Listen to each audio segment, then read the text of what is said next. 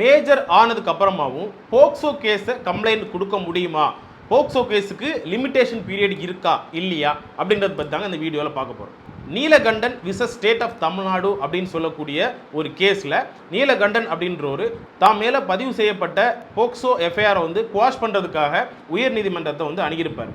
இதில் அவர் மேலே என்ன குற்றம் சாட்டப்பட்டிருக்கு அப்படின்னா 17 வயசான ஒரு பொண்ணை இவர் வந்து செக்ஷுவலி ஹராஸ்மெண்ட் பண்ணதாகவும் இப்போ அந்த பொண்ணுக்கு 19 வயசில் அந்த பொண்ணு கம்ப்ளைண்ட் பண்ணியிருக்கிறதாகவும் குறிப்பிட்டிருக்காங்க. ஸோ நீலகண்டன் இதில் என்ன சொல்லியிருப்பாரு அப்படின்னா, இது வந்து ஆல்ரெடி ஒரு சிவில் மேட்டர் இதில் இருக்குது, அதை பழி வாங்குறதுக்காக தான் இந்த போக்சோ கேஸ் போட்டிருக்காங்க.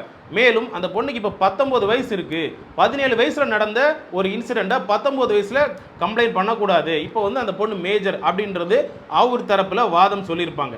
ஆனால் செக்ஷன் 19 ஆஃப் போக்சோ ஆக்டின் படி நீங்கள் இத்தனை வயசுக்குள்ளாடி நடந்த இன்சிடெண்ட்டை இவ்வளோ வருஷத்துக்குள்ளாடி தான் இன்சிடெண்ட் பண்ணணும், பதிவு பண்ணணும், இல்லை கம்ப்ளைண்ட் கொடுக்கணும்னு சொல்லி எங்கேயுமே சொல்லலை அப்படின்னு சொல்லி உயர்நீதிமன்றம் வந்து தெளிவாக சொல்லியிருப்பாங்க.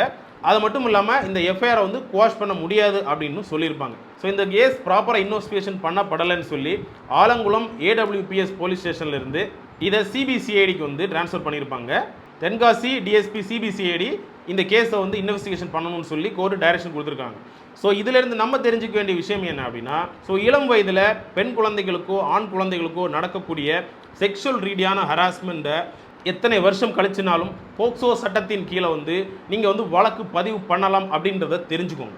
உங்களுக்கு தெரிஞ்ச யாராவது நண்பர்களுக்கு இந்த பதிவு தேவைப்பட்டதுன்னா அவங்களுக்கு ஃபார்வர்ட் பண்ணுங்கள்.